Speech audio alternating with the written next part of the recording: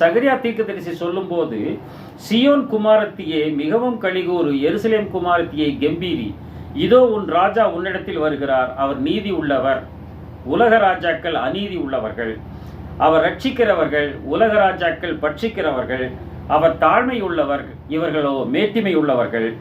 அப்படிப்பட்ட ராஜாவாக வரக்கூடிய ஆண்டவராக இயேசு கிறிஸ்து கழுதை குட்டியின் மீது வருகிறார். அந்த கழுதை குட்டி ஒருவரும் ஒரு காலம் ஏறியதாத கழுதை குட்டி, அதோடு கூட வருகிறது கழுதை.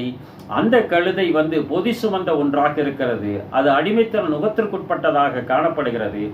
ஆனால் இந்த கழுதை குட்டியோ ஒருவரும் ஒரு காலம் ஏறியதாத கழுதை குட்டி என்று சொல்லும்போது, நாம் எந்த விதமான சடங்காச்சாரங்களையும் எந்த விதமான வழிபாடுகளையும் நாம் நம்மீது ஏற்றுக்கொள்ளாதபடிக்கு நாம் கழுதை குட்டியாகி இருந்து ஆண்டவராகிய இயேசு கிறிஸ்துவை மட்டுமே ஏறி சுமந்து செல்லக்கூடிய கழுதை குட்டிகளாக நாம் இருக்க வேண்டும். அப்படிங்கிறத தான் என்ன பண்ணுறோம், அதில் நம்ம ஒரு தெளிவாக நாம் பெற்றுக்கொள்ளுகிறவர்களாக இருக்கிறோம் பிரிமானவர்கள். அதனால தான் சின்ன கிளாஸில் இந்த சண்டே கிளாஸில் பாடுவாங்க, ஒரு சின்ன பாட்டை பாடுவாங்க.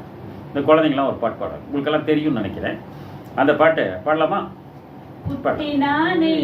கழுதை குட்டி நானையா, இயேசு ராஜா ஏறி செல்லும் குட்டி நானையா, குட்டி நானையா, கழுதை குட்டி நானையா, இயேசு ராஜா ஏறி செல்லும் குட்டி நானையா.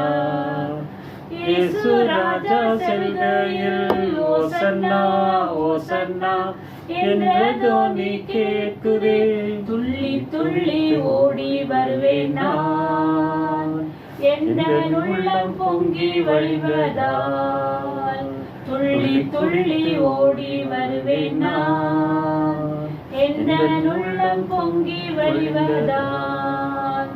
குட்டி நானையா, கழுதை குட்டி நானையா, இயேசு ராஜா ஏறி செல்லும் குட்டி நானையா.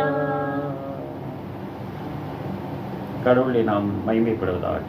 ஆமென்.